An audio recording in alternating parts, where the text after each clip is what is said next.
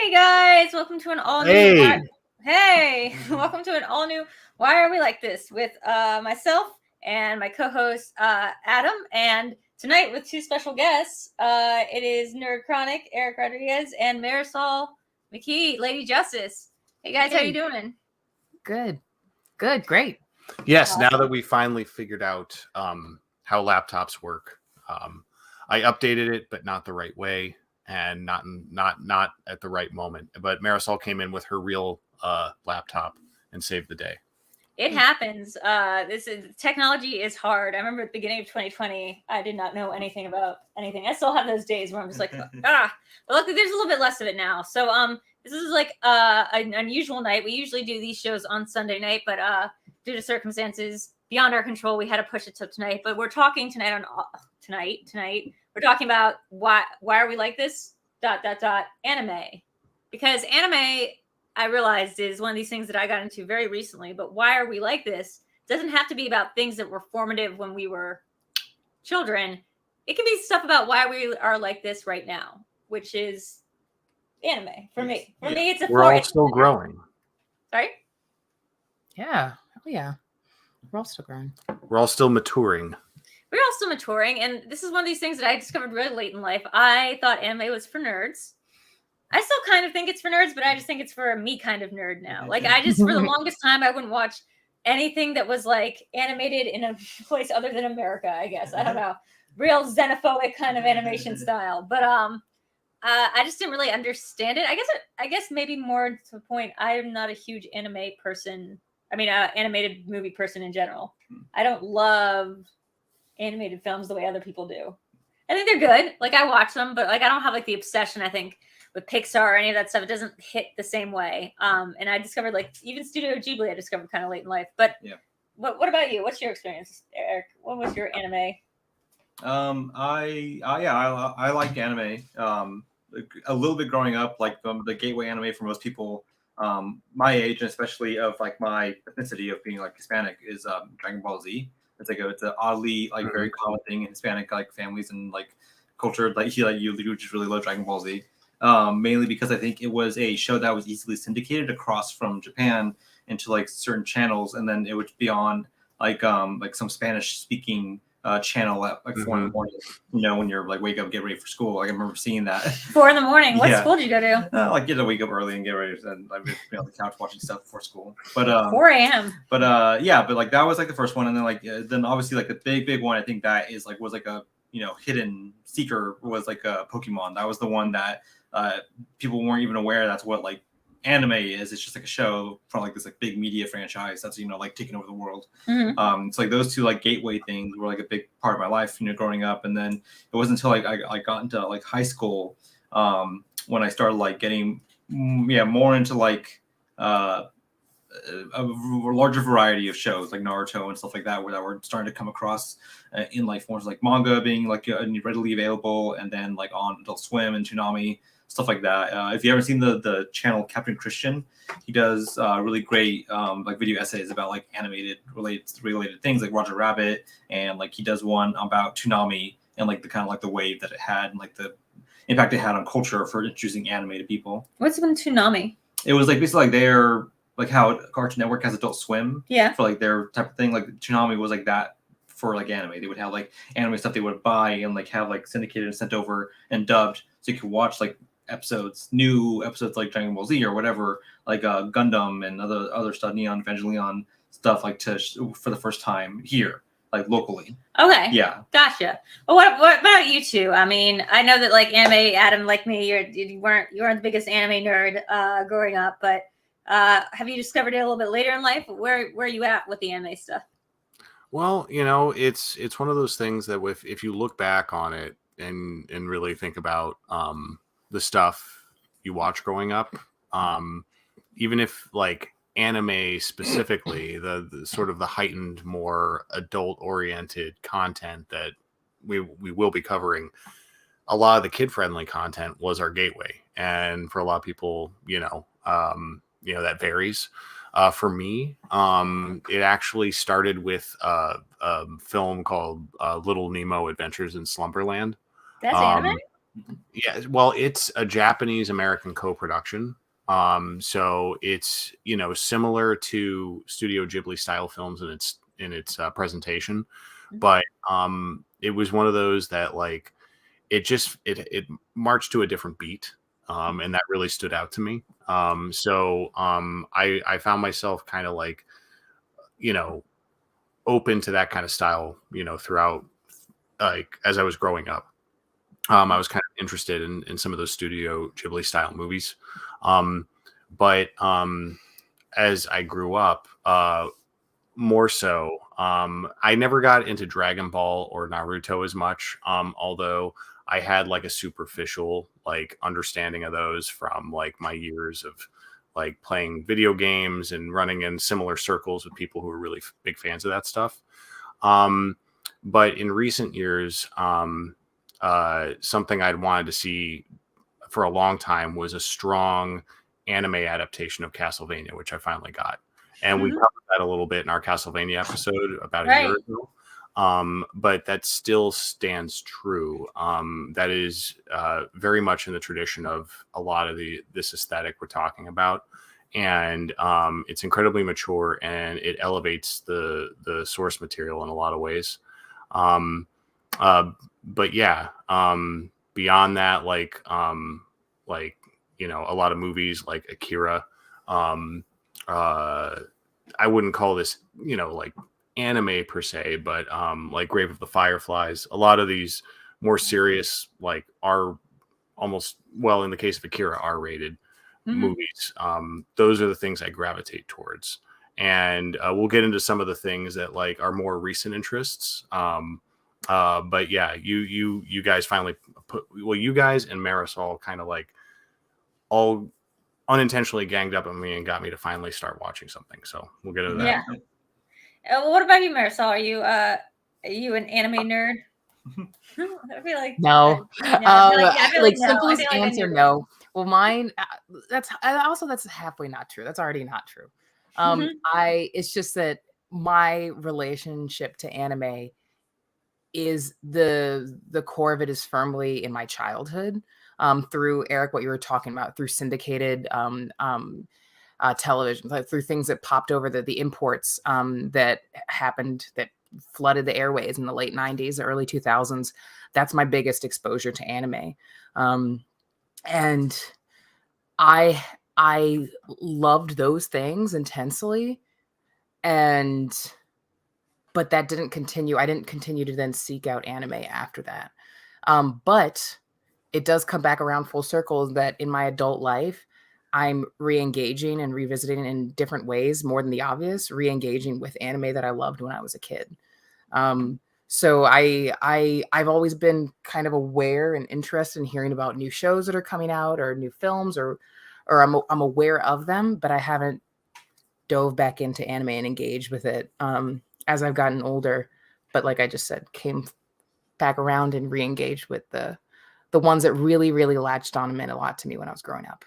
It's funny. I'm thinking about it now, like, because I watched a lot of Cartoon Network in terms of like when they started doing Adult Swim, and like they had a big area of time, like a big chunk of time that they devoted to anime and stuff. And like I realize now, without ever being able to articulate it, I think when I was a kid, because I never really thought about it, and even like into adulthood, that I kind of like put anime into 2 or 3 boxes. Like, and I thought like there's the kids stuff, and there's like stuff that's for children and babies, and like I was a little too old for it, like Pokemon and Naruto and stuff. And then there was like the stuff that just seemed like way too hardcore. Like it seemed like there was a part of Adult Swim that would just turn into like how I imagine the game Risk feels to play, which is like really intense, and like you gotta be like, it's like starting in the middle of the game, you have to already know what's going on, and like it just seems like there's so many rules and laws, and there was no accessibility point for me.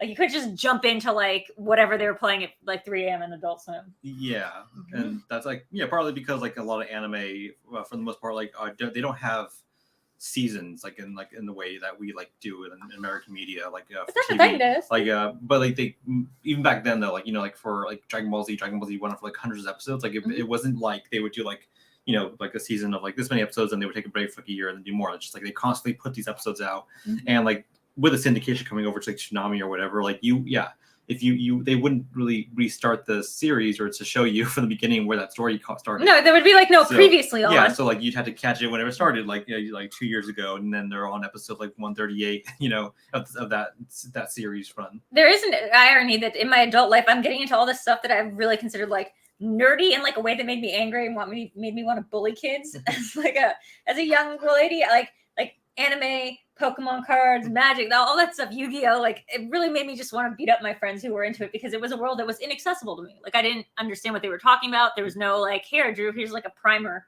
on what these things are. They all seemed like one thing that everyone knew about and I didn't. Yeah. I would find myself often in social situations where it was just on. And I had no idea what the hell was going on with a lot of these shows. And I was impressed with the animation. But I couldn't quite wrap my head around some of the concepts. But then, like, as a Star Wars fan, something that really helped contextualize a lot of these shows for me is people who love Star Wars and these shows find a lot of the overlap and have pointed out some of those things to me. And that has, like, kind of streamlined my like outside understanding of some of these shows, which helps me. I don't know if we can say it's anime, but definitely in the style of it. Like talking in terms of influence, we really enjoyed Invincible. Oh yeah, Invincible's great. Yeah, and that definitely is in that tradition, I would argue. Have you seen the Star Wars animation? What was it called? Visions? Star Wars Visions? No, not yet. Not yet. Oh yeah, you should do that one. I mean, that is the crossover of anime and Star Wars. It's these standalone episodes that are like, just in the world of Star Wars. And they're, I would say before Andor came along, I think they were probably my favorite project that Star Wars has put out on television. Yeah, just because like they're not canon and like so they aren't afraid to like step outside the box of like what. Yeah, here's like a Ronin, which and is like just fun to like do and explore with in the Star Wars like context. And they were all like different styles too. So there'd be one where it's like Jabba the Hutt like has like a concert, and like with like Rock Band has to save their friend from Jabba the Hutt. Yeah, Rock Band has to save their friend from Jabba the Hutt, and then it's like another one's just like about like a Ronin Jedi. Yeah, and another two about like two other twins with like the Force like fighting on a battleship, and they were all different like visual styles. Yeah, for different studios and companies. Yeah, they're all from different studios. That was really cool. I remember it coming out, and I will definitely catch up with it because having finally caught up with Tales of the Jedi not too long ago, I'm primed. So I will finally close the gap with that. But yeah, that has definitely helped me like kind of understand some of these concepts better. But you guys all have educated me a lot over the past year on Pokemon, and that seems to be like I know all of you have like different entry points with it, but like as a guy whose daughter is now obsessed with it. That was me. I got her. Yes, you definitely. Really good job, Marisol. Yeah, Marisol was her dealer. I started showing her Pokemon because I play Pokemon Go on my phone a lot, and oh gosh, I love Pokemon Go. and I just showed it to her one day. I just got back my Pokemon Go Radiant Charizard from PSA 9 slab. I got a bunch of them back from PSA. I'll show you guys at the end. Got a bunch of them at zoo. I got a couple 10s. It was cool. Yeah. Got a couple stars in there. But yeah, I mean, like I think Pokemon was my gateway too because I like Pokemon Go the game. That's what was my gateway to all of this was playing Pokemon Go. On my phone and then being like I was really obsessed with it that summer that like it came out. It was like the summer I was going through my divorce and I just walked around all New York because New York was like the hot spot for Niantic games. So like I walked around Central Park in the middle of the night. That's not safe. Just caught all the Pokemon, spent like what I used to call my Pokemoney, which was going to be the money I expected to get in the divorce on in-world like microtransactions, whatever. It took me a couple more years to get my ass here and to get Eric to tell me to start watching Pokemon. Well, it was funny because the first thing you did was you just found a bag of Pokemon cards in my closet, my childhood closet. One of them had a basic Charizard in it. And you were just like, you just did your Drew thing where you just started like learning about it on your own overnight and just like learning how much does this go for? Like, I was looking at the money. Wanted the money. It's like you kind of like the bottom line here, Eric. And then like during that time we were watching, which we'll talk about later. We were watching like Attack on Titan, and that was were we yet? No, because I think Pokemon was my first show. No, it was Attack on Titan because it was the irony was that we started with Attack on Titan, which is a very serious and dark show, and then we went to Pokemon and watched all of that first generation series, and like I thought it was like gonna be like a funny way to like kind of start you like high, then like put you down like at the base level of like an anime series. Because Attack on Titan took me. I remember watching the first episode. I think the day that we did our horror match, like that was the original horror free for all match. We did in like 2020, I think. That's the first time I watched an Attack on Titan episode, and I watched it and I was like, this is too scary, which is something I very rarely say, but I was like, this is like not for me. I don't like these monsters. They have big faces and like they're drawn photorealistically in the way that like the characters on the show weren't. And like every episode, like it wasn't, I think I watched like 3 episodes and it was not getting any easier for me to watch that show. So I eventually put it down because I was like, a rarity for me. I was like, it's too scary. I don't like, I would have nightmares about the monsters in Attack on Titan. And it took me a while. Yeah, I think probably throughout the rest of, we watched the entirety of Pokemon by the time I got back to Attack on Titan and finished off. And I'm so glad I did. Guys, by the way, Adam has not finished the season or the show, nor like he hasn't gotten very far into it. So no spoilers. I just got started with Attack on Titan. So I guess we can talk about it a little bit. What I want to say is, just the process of me getting hooked on this was it's been on my radar for a minute because, you know, I've heard good things, but I know, like Drew, I know you were very motivated to talk about anime. And I saw that Attack on Titan was one of the major ones, like on your radar. And then Marisol and I were talking about it, and she just gave me this amazing elevator pitch on the show that I can't do justice for. But Tell me, Marisol. Tell me the pitch. I don't even know what I said. I just described it. I was just like, it's really fun. It was late. We were a little buzzed, like, you know, but like, it's really, I'm trying to remember. Really fucked up. Yeah, these people had it's post-apocalyptic and kind of like you were saying, like feels almost like medieval at the same time, but these people have to, it's a kaiju movie, except the kaijus are fucking 50-foot tall Ken dolls with terrifying faces and Joker mouths. Like it's and I love that there's different classes to them as well. They have normals. But no, like she talked about just like the simple idea of like, you know, it's them against these giant humanoid things. And when you watch the show, there's a dreamlike quality to it. It's very nightmarish. And I love that about it.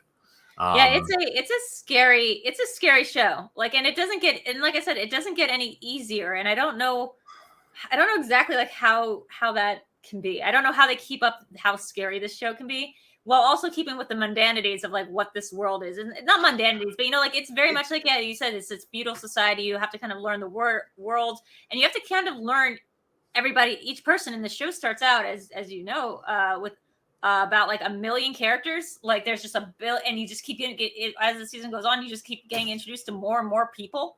And like people just die, and then they come in, and then like then more people come in and they die. Like it's just like it's relentless onslaught of people. The thing is, like, so the way I pitched it to you was because like I knew you already had like kind of a disposition towards like anime and stuff like that. Did I? I did have a disposition. Yes, and it was very much like I don't know. Oh, that kind of disposition. Against disposition against anime. Yeah. And so I told you like up front, like look, like there's a lot of things in anime, like for like aside from Attack on Titan, that there's like certain tropes and kind of like beats and like characteristics of anime that like is inherent to like the way it's produced and like formed. And I was like, maybe this is I always pitch to everyone that Attack on Titan is a great gateway anime now to get people into it, because it doesn't have a lot of like the humorous sort of like beats and tropes that like and certain other ones do. Yeah, I find that so annoying. And like it's a very self-serious anime. There's like hardly any humor in it. There's one joke in like season 5. There's like one joke beat that you can see in season 5. Most of the stuff I laugh at is situational.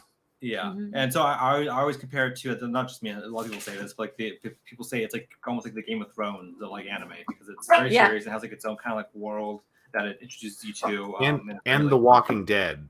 And I mean that in a good way, because I was texting Drew that one thing that hit me right away is the thing I like about the Walking Dead universe, the shows, the comics, is seizing upon that, you know, idea of battening down the hatches against this threat of the outside, and living in denial behind those walls. And that's very much a theme that happens again and again in The Walking Dead, especially as it goes on. Yeah. And that's where you start in Attack on Titan, and you're already there. Plus, you have the whole medieval meets steampunk element, which is relentlessly cool.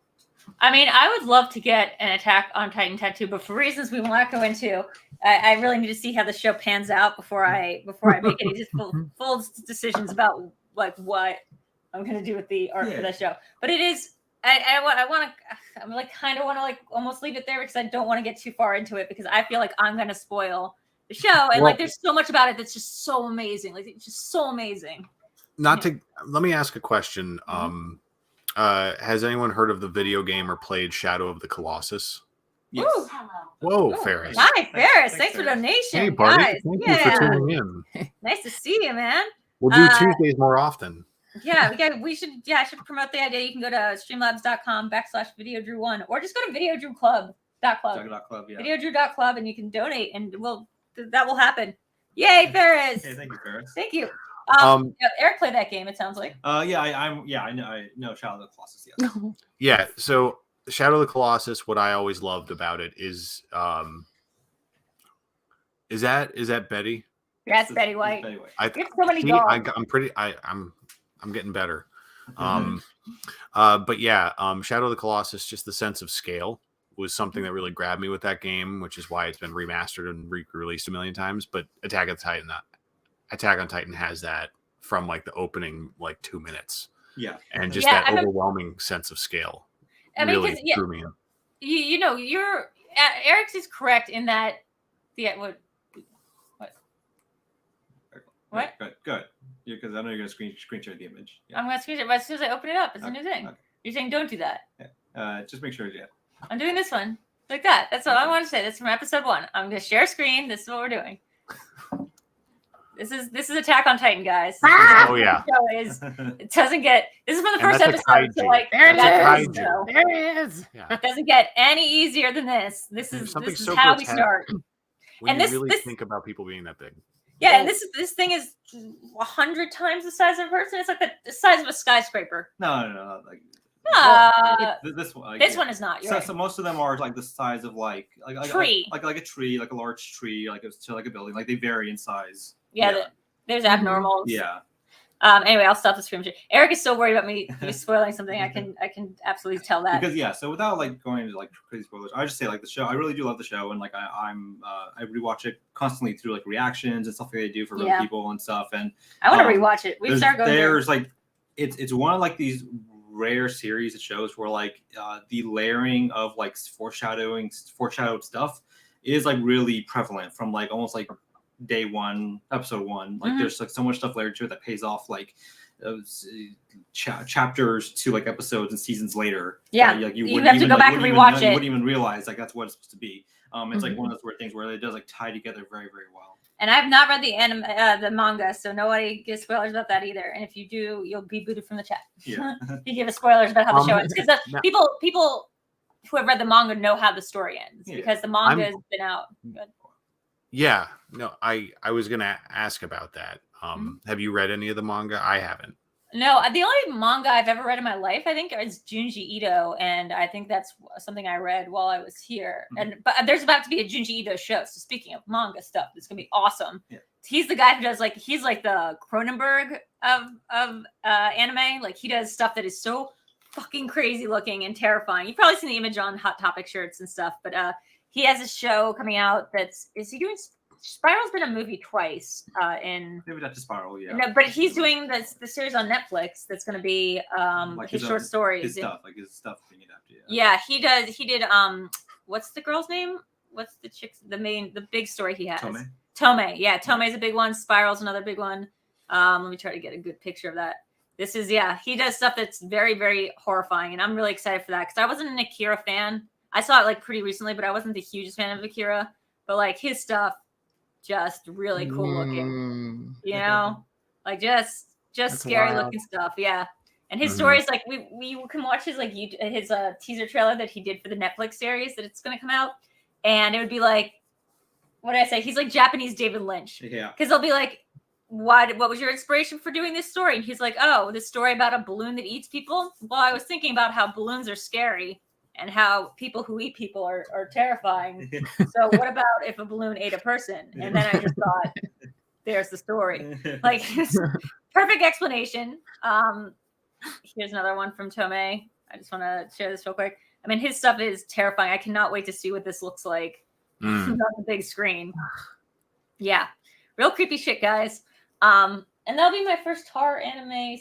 Besides Attack on Titan, I think my first horror anime because we've done. Go ahead. Oh, sorry. Continue. And I was gonna say we've done since Attack on Titan. We've done Chainsaw Man, which is currently on. One Punch Man, which I'm working my way through.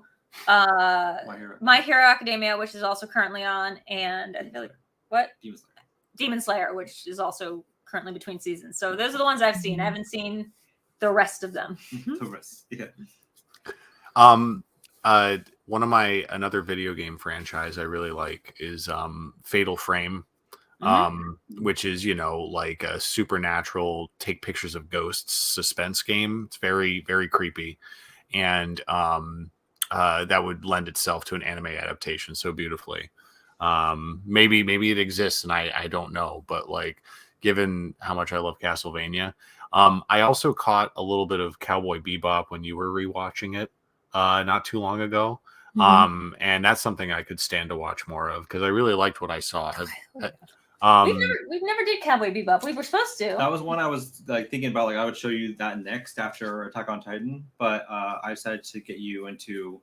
I think My Hero was right away just because like there's like a lot of stuff that you can see and you're like, what is this? And so I wanted to what happened was, by the way, Andres is about to come in a second, but there we go. Boom. Thanks, Andres. Thanks, Andres. It doesn't read it out loud, so I'll just do it. Hey, everybody. Thanks for the nightmare fuel tonight. Haha. Love all of you. And now we must do cross-country unmatched. Cheers, everybody. We do have to do cross-country unmatched. I saw Andres above said, wait, these are the things I have nightmares about, and they eat you. He says, oh, God, this is this kind of stuff I had nightmares about, and this thing eats you. Yes, they do. Yeah. They do eat you. They do eat you.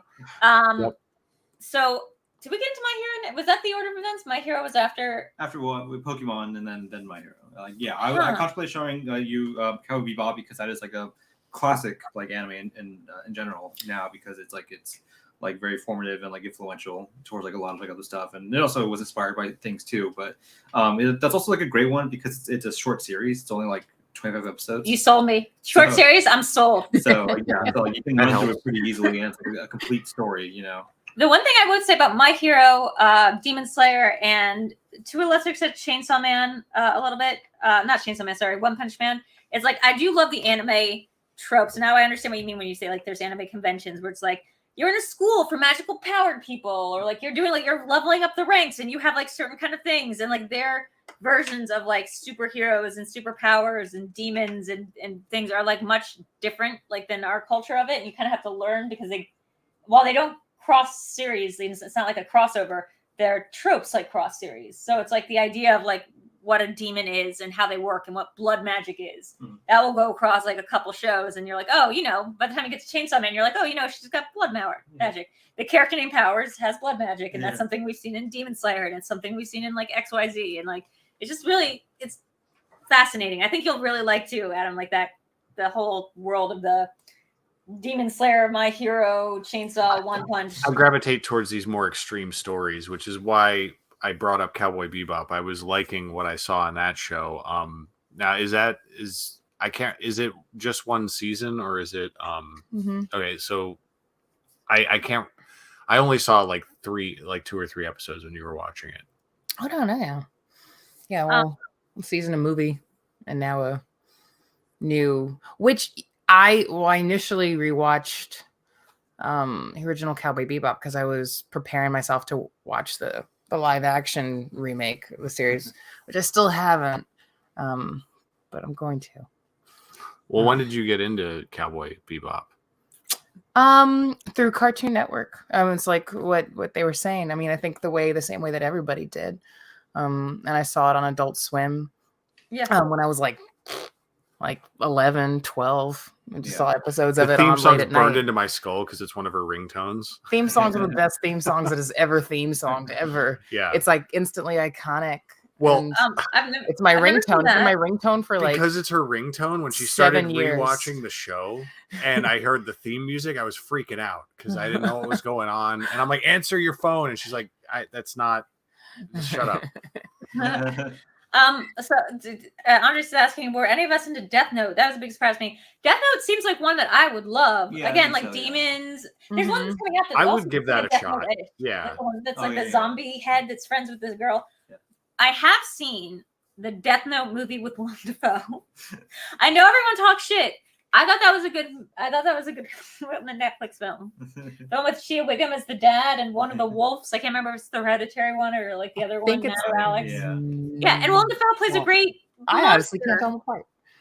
Honestly, I think Shit. when it comes to these anime live It's not. action adaptations, I think the whole problem is people are so in love with the limitlessness of animation, so that when you pin it down in live action, it feels so truncated and silly compared to the source material.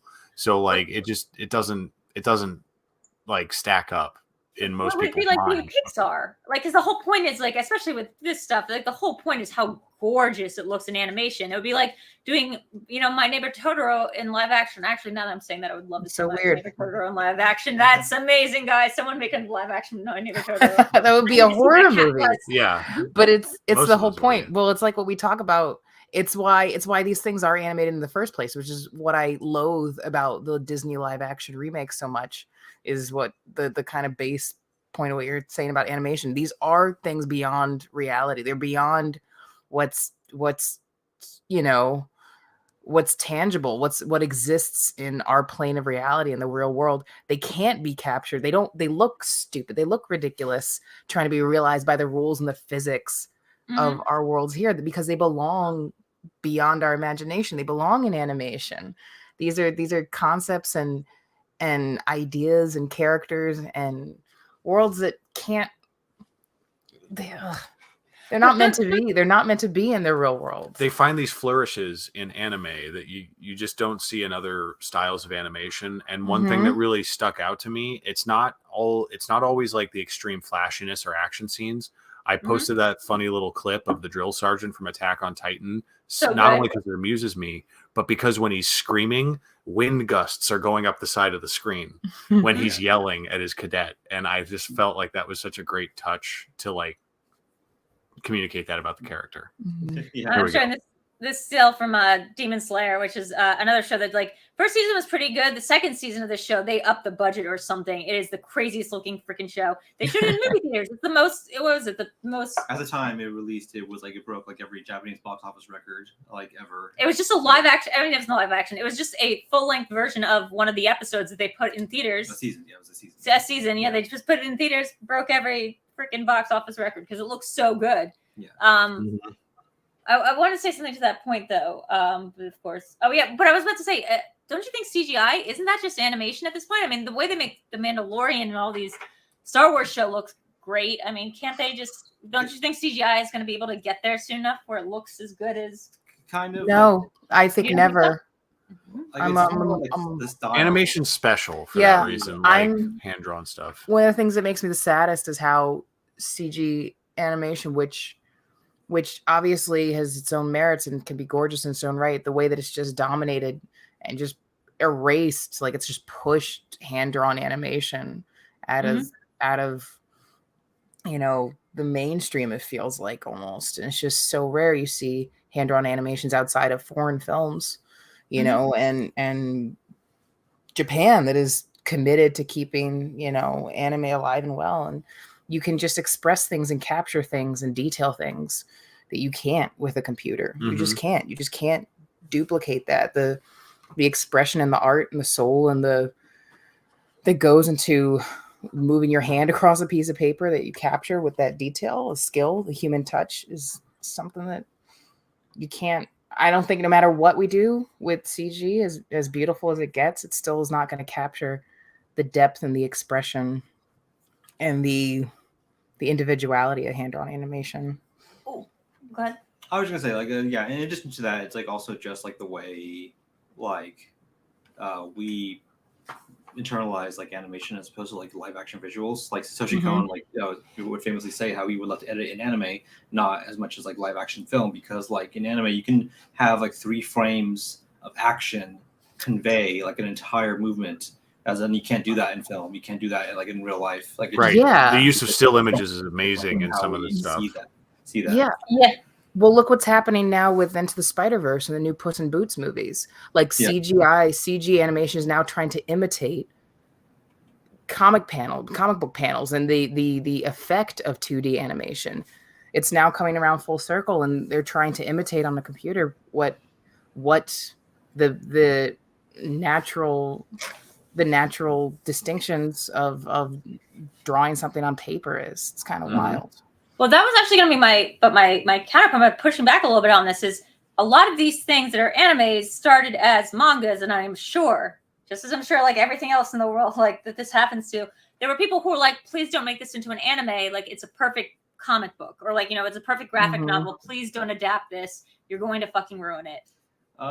These are all mangas, right? Demon Slayer, My Hero. Yeah, the thing is, I guess I don't really think that's a thing in like a lot of like Japanese culture for like manga. I don't think anyone's ever like this wouldn't work as an anime. Like, you don't think people were like Attack on Titan is not going to work as an anime? Yeah, like because usually the thing about like anime is usually they stick like 1-to-1 with like the manga. Like they don't change things like for just like the creative process of like I want to like take a different route. I want to like, get my own way. Like, you know, like the Halo series is like really nothing like the Halo game, but like that wouldn't happen in like an anime manga adaptation. Like it's like line for line, like almost like shot for shot, frame by frame, like a 1-to-1 adaptation of like an exact replication of what you would expect to have, what you visualize when you're reading it. I didn't know that. Yeah, like rarely ever does like unless like they decide like the anime is outpacing the manga, then they will just like start creating a new story. Like that happened to the first series of Fullmetal Alchemist. Like the series was starting to run past the anime, and they decided like we'll just finish it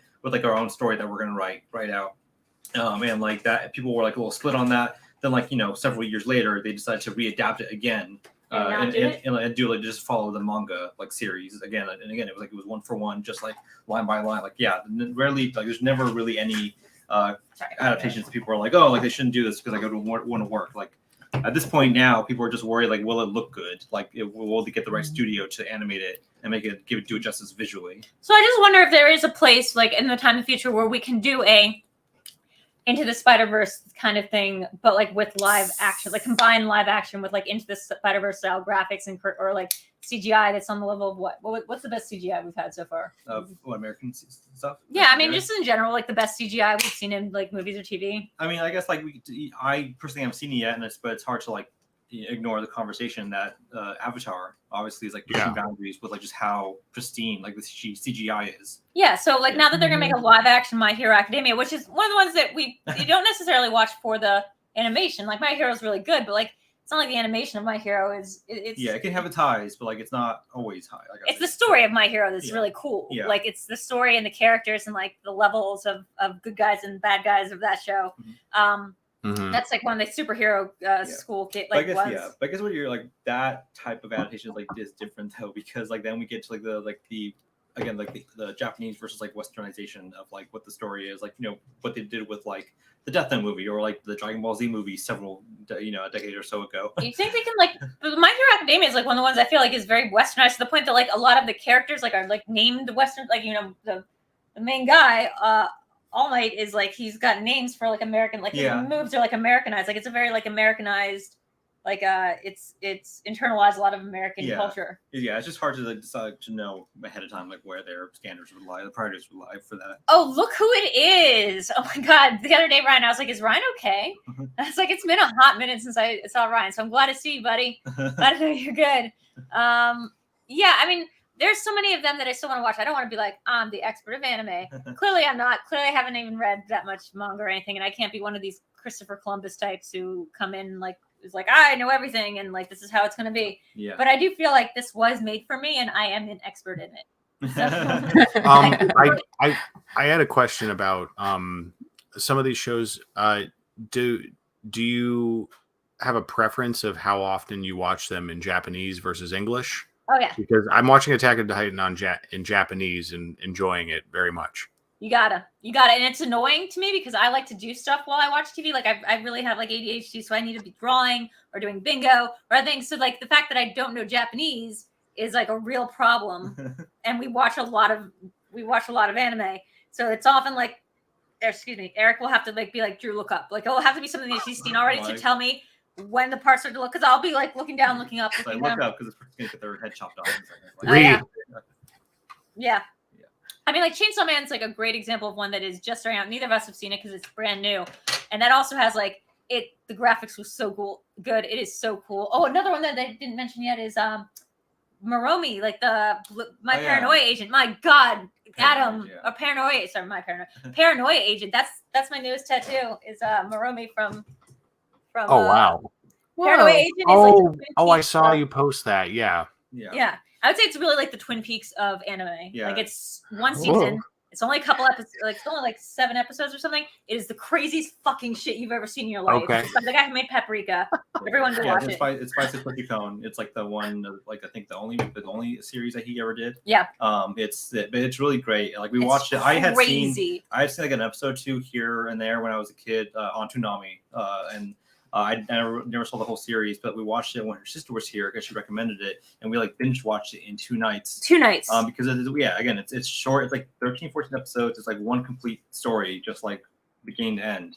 It's a great, really good, cool mystery, and like it has like really great commentary on society and like all those other things. Yeah, I can't even tell you like what it's about because there is no like unlike the other shows. I feel like you can summarize it. Attack on Titan's like a zombie show, but like they're giant monster things, and like My Hero Academia is like a hero school. That's pretty much in the title. Yeah. And then like, Demon Slayer is about a guy who slays demons. Chainsaw Man, he's a chainsaw. He's literally a chainsaw man. His head is a chainsaw. It is very easy to understand. Like there. One Punch Man, guess what he does? One punch, you're out. Like he can kill anybody or like knock out any villain with one punch.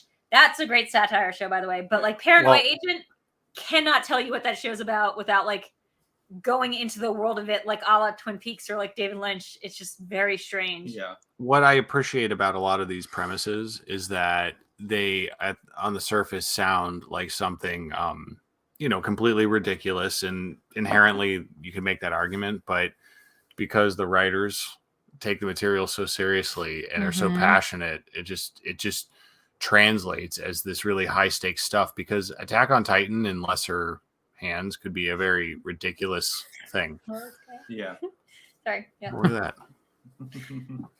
That's a very scary show, and so I want to make sure we know that. But what's funny, I like what you're saying, Adam, because what's funny is One Punch Man so far is the only show that seems to be self-aware of like the tropes of anime. Well, Chainsaw Man a little bit, but like One Punch Man especially is like a satire take on anime, and it's so fun. Like it's so funny to watch them like send up a lot of this shit. That's the one. Like I would suggest if you do continue like some sort of like anime journey, watching other shows and stuff like that. One Punch Man is the one I would suggest after watching like a handful of other ones, because like it is like very satirical about like the structure of it and like the kind of tropes of like how it's like engineered and stuff, and like because in every show in anime the crux is like it's like the main character striving to be the strongest character, right? Like Dragon Ball Z, like Naruto, everything. It's always like I'm gonna start at the bottom, and eventually the series ends with like them on top, like the strongest one of all. One Punch Man is just the anime. Like it starts with what if there was a character who like had that like from the very beginning, and he just beats everyone in one punch, and it's more like an existential like dread of like this is like just what my life is now. Like there's nothing challenging or exciting anymore. Like I just like I have nothing left to like kind of really like look forward to. Yeah, and all the things, all the tournaments, all the arcs that like are supposed to like usually take a whole season, or like going at what's it called? Tower. Yeah, the Tower Power. Like, Power. Yeah, like he just like destroys it, and then he's like, okay, and everyone else is like, and he's like, I don't know. Yeah. But that one has a lot of kaiju, which is also. But it's very funny. Yeah, it's super funny. And very self-aware. Yeah, and Chainsaw Man is, I feel like, also like the halfway point between One Punch Man and like the more serious stuff, like or like a Demon Slayer kind of universe. Yeah, like Demon Slayer plus One Punch Man equals Chainsaw Man. Kind of, yeah. That one's. I want to get the tattoo of the little thing from that one too. What's it called? What's his name? Oh, Pochita. Pochita, yeah. Oh yeah, I gotta show you what this guy looks like. But like what you guys are saying, like Mob Psycho, what's it called? Mob Psycho 100. That's the one that I'll probably Well, I think we'll do Cowboy Bebop next. We will do Cowboy Bebop now? Yeah, because it's a short one. Like I think it's really good. Yeah, and then we'll get back to Mob Psycho 1. Apparently, Pochita means turtle in Spanish. You put a O. Hey. Oh, it's Pochita. Okay. I want to get this on the other side of my hand because this is this guy's thing. He's got a little pet doggy demon, and it's so cute. It's hard to tell what that is. Get it at an angle. Oh yeah, you're right. So like this thing. I think that shows it. Hold on. Yeah. It is a dog / chainsaw. Yeah. That's what I like. Click on it. No, it's not doing anything. It's a dog / chainsaw, and it's so cute, and I love it more than anything. Yeah, it's just like it loves people, and it like barks and goes, and like it's the this guy's chainsaw best turn friend. on. Yeah, the chainsaw turns on. Yeah. Now let me throw something out of left field here. In terms of like fantasy anime versions of stuff. Mm-hmm. I always appreciate it when things crop up out of the ether that are like someone somehow created an anime version of something. It might be a short, but things through an anime lens. I want to say I've seen like Twin Peaks in anime, like at least like a fleeting glimpse of it. I feel like someone's done something in that vein. I'm sure they probably did. They know I've seen chibi, like when they do the baby. What does chibi mean? It's like baby cartoon. It's like little like anime, miniaturized. It's like when they have the big eyes and stuff. I've seen chibi Twin Peaks. Yeah. Mm-hmm. You know, I know it would take a while to get there, but I would love to see certain Schmoedown matches reimagined in an anime style. I'm gonna be honest, like that was always a dream of mine. Is like the Schmoedown I want to get to the point where we could do like an anime adaptation of matches, but like instead of like like the trivia.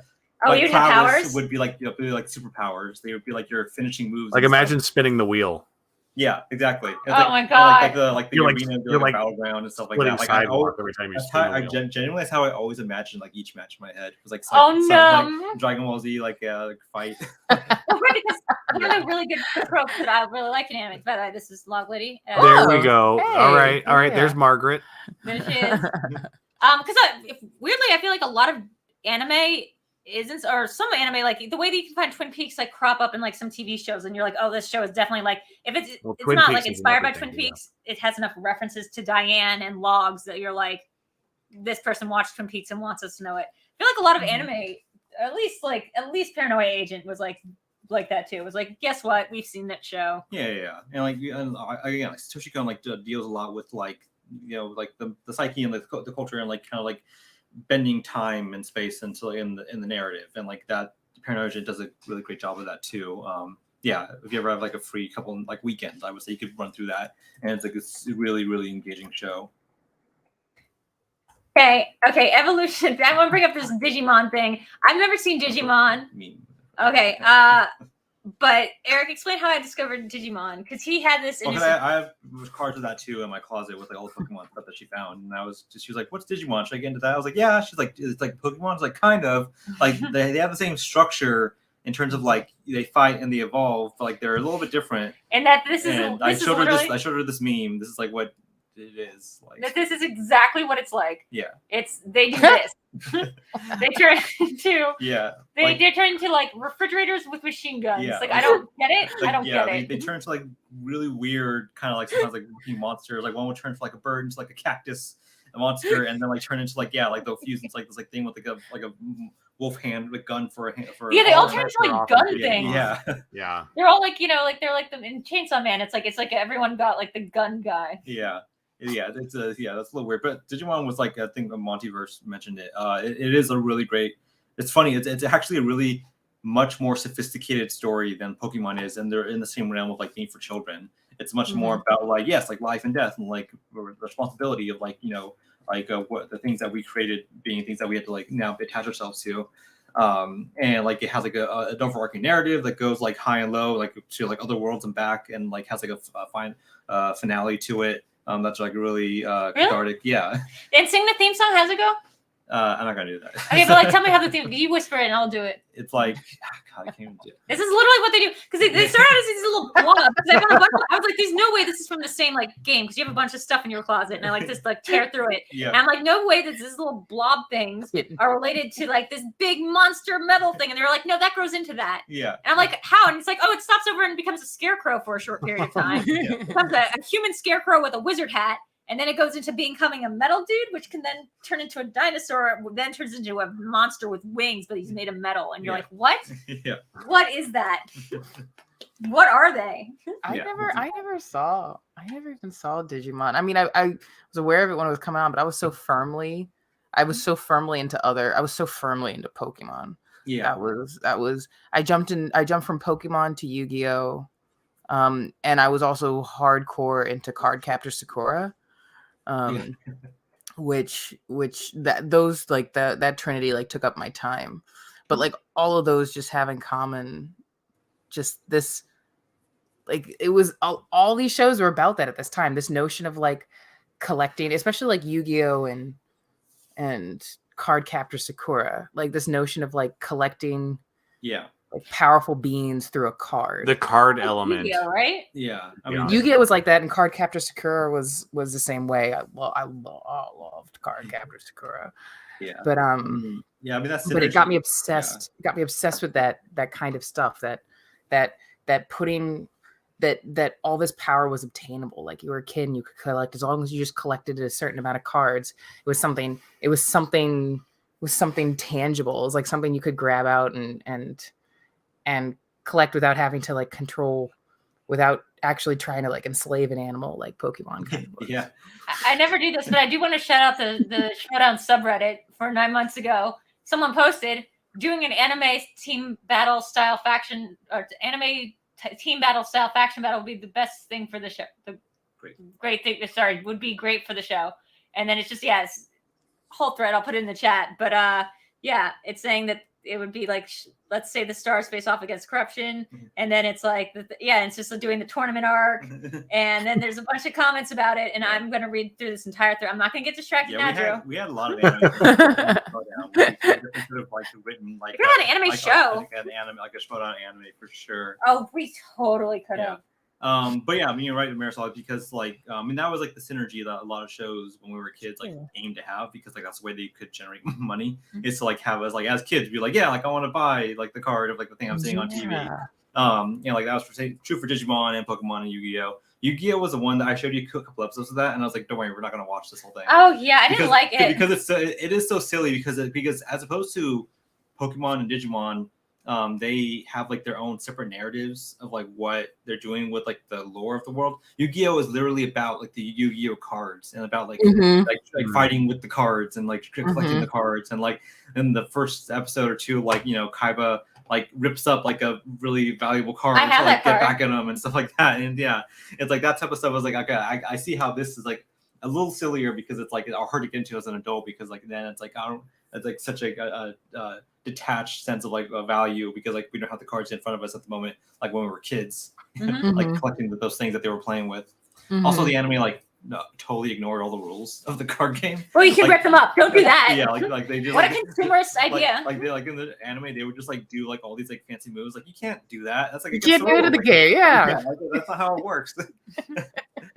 That's what it do. That's what do you. Oh, that's the funniest video of all time, guys. If you want to find what's it called, Pot of Gold. Pot of Greed. Pot of Greed. Pot of Greed, guys. I even if you don't know anything about Yu-Gi-Oh, because I don't. The funniest video of all time is this guy. What do I type in? Pot of Greed. What guy trolling? What do you call it? I don't know. YouTube look up videos. YouTube look up videos? No, just click on videos. Oh, I thought I did. That's that one. There we go. Hey, I'm gonna put this in the chat, guys. I'm gonna copy it.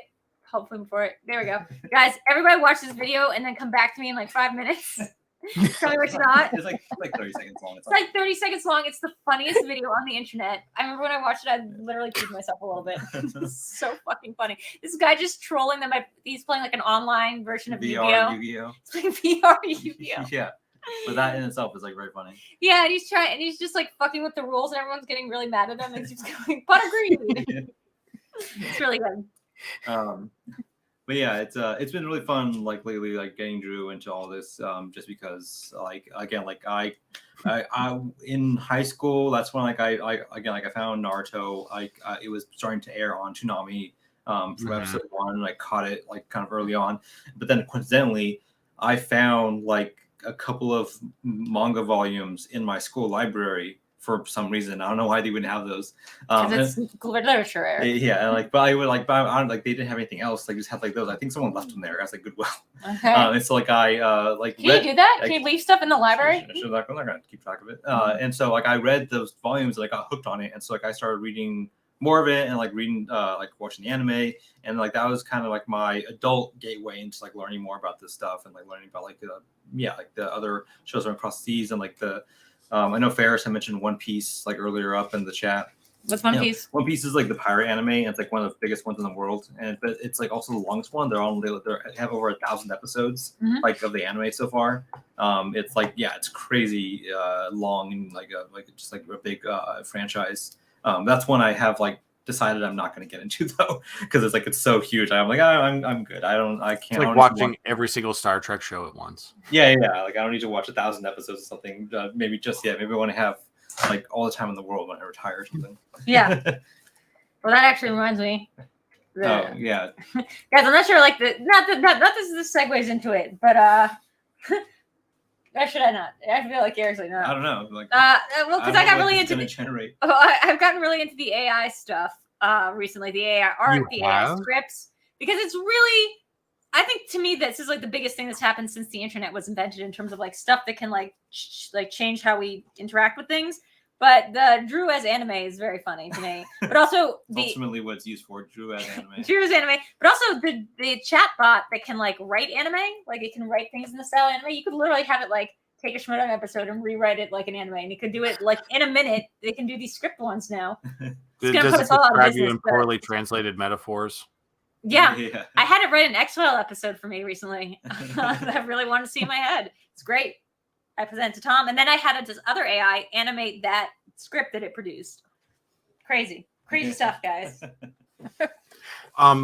One thing I wanted just to mention before I forgot is I wish we could see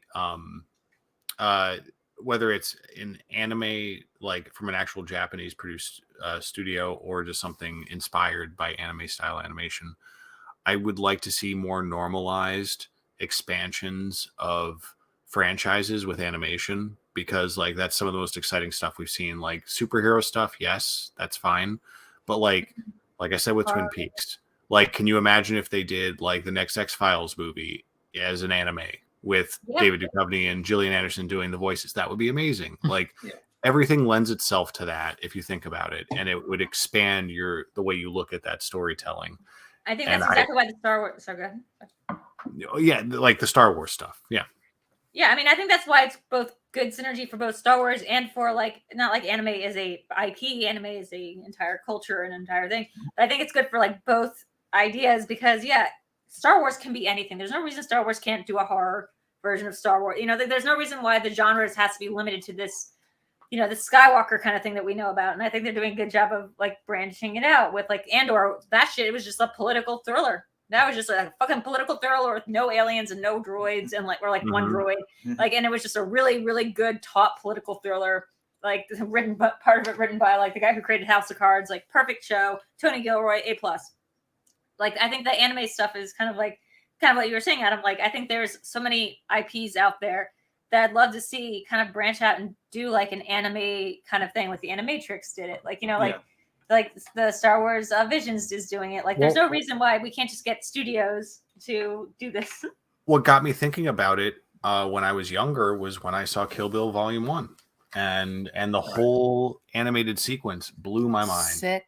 Blew my mind, because I was like, why isn't that's such a clever, efficient, and effective way to give us this character's backstory. And it made me realize, like, even whether it's in the context of a movie or if it's something that's a companion piece to a film or a show, like animation should be a more complementary go-to option for creators, and it's not, and it's frustrating.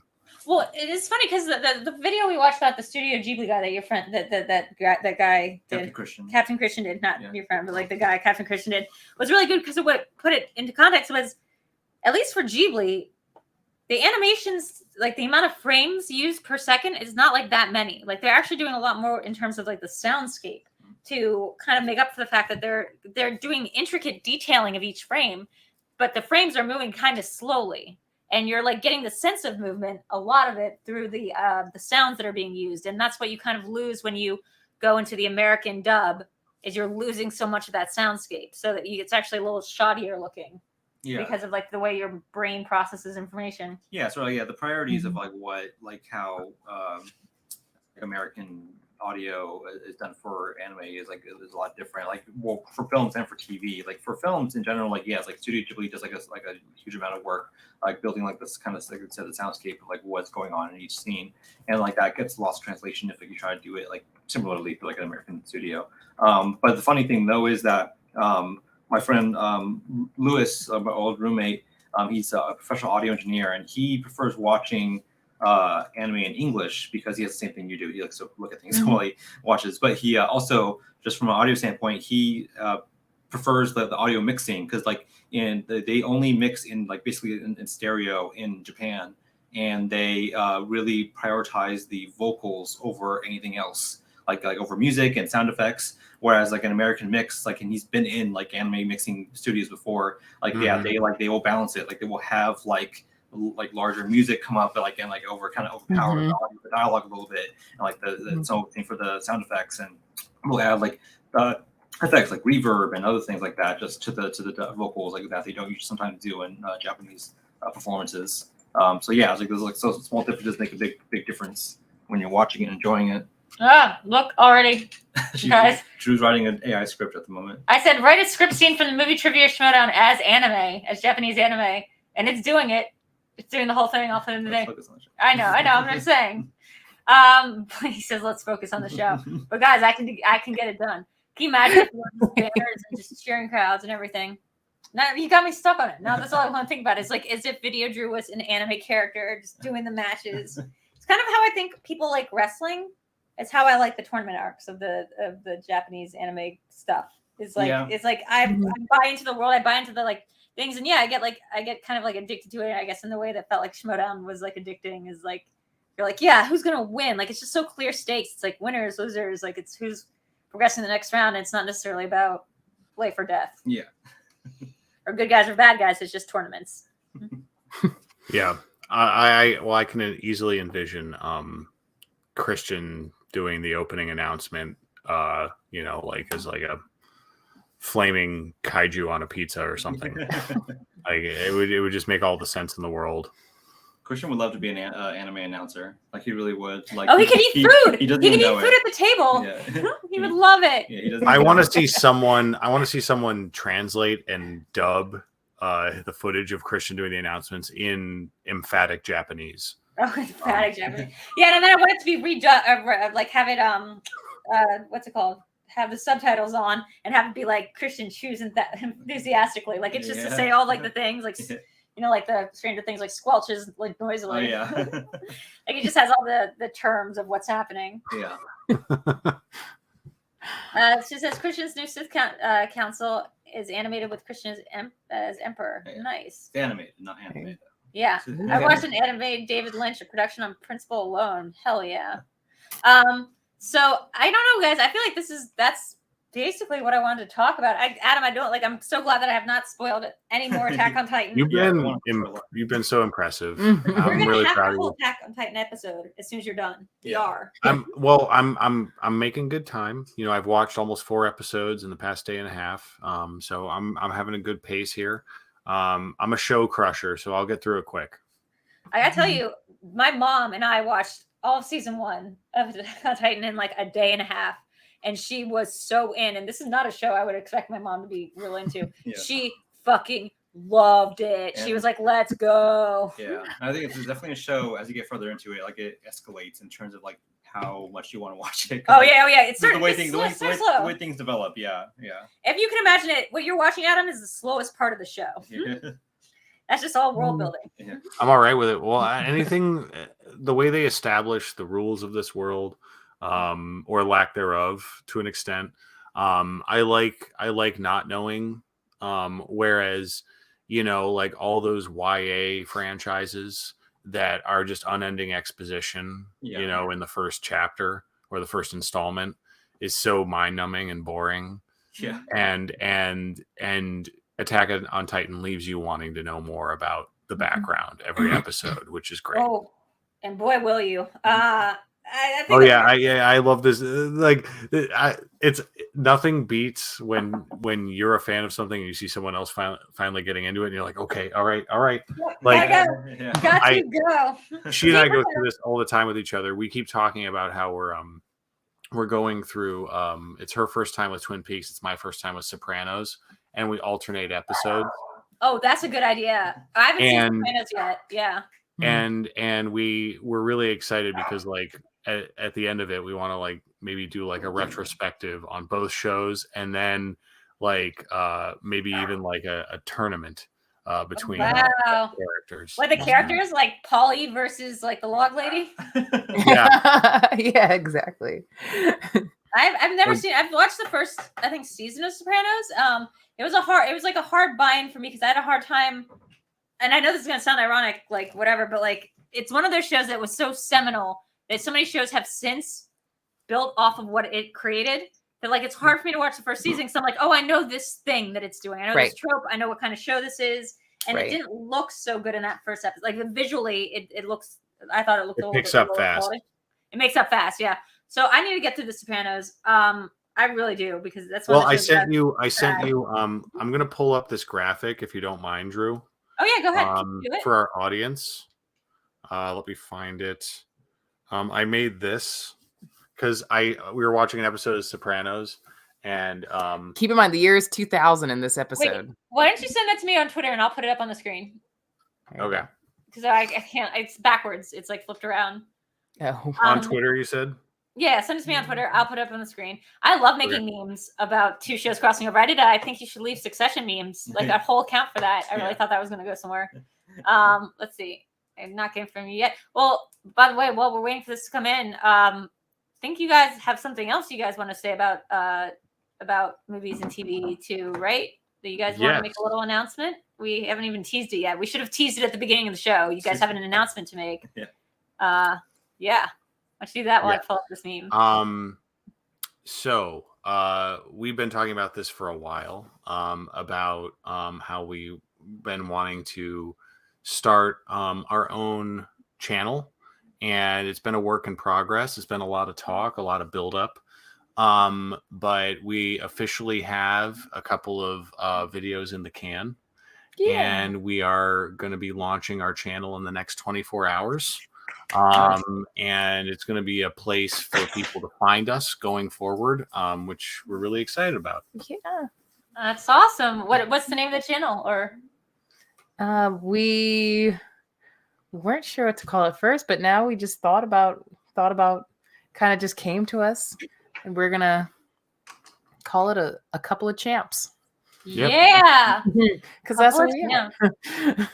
And like in the literal sense, and the fact that we put up with watching a lot of stuff, and good and bad, and we do suffer for film, our love of film more than we realize. All of us who watch a lot of. I watched Tar. Yeah, the other day. And you've watched it a lot since then. Now I really like watching Tar a lot. So where can people find the channel? Well, so we're not posting a link tonight. We're going to do that tomorrow on YouTube and Twitter, most likely. Sure. But we're just trying to give us some breathing room to launch this, basically. But more or less, we're going to promote the intro video once we post it, so that people can, subscribe and get a baseline. And then within a few days of posting that intro video, we've got our first full episode where we have some specific topics we discuss. Yeah. Do we want to tease that at all? No, it's fine. Break the news. We don't want to tease it. No, No, just people just check it out. We're just Okay. talking nothing fancy, nothing dramatic and intense. All right, we're going to keep the cards close to the vest on what we're literally discussing in the first episode, but suffice it to say, yes, movies will be discussed, but we're not limiting ourselves to that. We're keeping our options open for a lot of things going forward, and we're doing this at our own pace. That's the whole idea. So out of the gate, we don't have like a specific quota that we're going to meet every month, but we're going to try and generate episodes as often as we can and ease into this. And, if we get into a rhythm, maybe we can do more of it over time. That's the plan, Stan. Hey, look, man, congratulations. That's going to be awesome. We've been waiting for your channel to come for a long time. And I think I speak for everyone when I say any content from you two is going to be like much appreciated content. Yeah. I mean, we respect your opinions and insight on things. Like we do always, I mean, even between the two of us, like we always ask, like, I wonder what Adam Marisol think about this. Yeah. That's why you need to get through. Don't hug me, I'm scared, so we can talk about it. Yeah. I'm working on it. And going into next year, we have a lot of ideas about what we would love to do, but one thing at a time. But no doubt we're going to be reaching out to a lot of our friends and colleagues in this community because, we want to discuss things that everyone's passionate about. And I just really miss engaging with all of you guys, engaging with people. And I miss it so much now that the Schmoedown's over. And I guess I took it for granted, like the Schmoedown was on and just excited to stay close to people, stay in touch with people and also talk about what we love, do it through what we love. Yeah. I mean, we were really fortunate enough to love movies enough that we found a sport for it. And even though the show is over, we're not interested in letting go of this community or the things we love talking about. And to start, we're going to be mostly doing pre-recorded stuff, but we're not ruling out the possibility of eventually having a live show someday. Yeah, we got to figure out. We're so gotta find our green. footing. Yeah, we got to figure out how to do that. You guys are pros at this point, but you can do it in your sleep. But we definitely need a little bit of trial and error. We need a little safety net first. We need some training wheels first with it. So pre-recorded for now, while we figure out how to get it through. Well, we are excited. We are happy that you guys are doing this, and to 2023 being the year of Adam and Marisol, a couple of champs. So I was going to say, if you guys want to plug anything, but I forgot you guys actually do have something else to plug, which is this image that Adam made from, let's see, did I pull up? There we go. Hold on.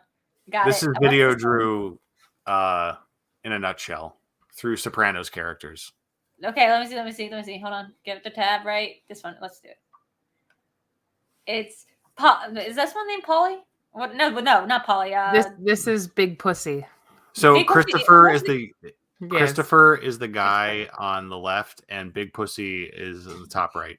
And he's saying, "Oh, tonight, Puss, I got something hard edge." And he goes, "What?" And he goes, "Pokemon cards." He goes, "Me and Tom." Pokemon. He says it specifically. Pokemon. Is that what he says? Yes. Pokemon oh my god! So wait, this is just Pokemon cards. That's amazing. Me and Tommy Mac are taking down a truckload. Yo, he doesn't know how real this is. In 2020, this would actually make him hundreds of thousands of dollars because these are. I know, but this is back in 2000. This is 2000 Pokemon. Like, this oh my god, 2000 Pokemon when the cards. show was on the air, the original show. Can I be honest? That is, he had the right idea. If he sat on those cards after yanking like a bus, he'd certainly be richer than Dom Toretto with his truck full of fucking DVD players. But he'd be a millionaire if he sold at the right time. Yeah.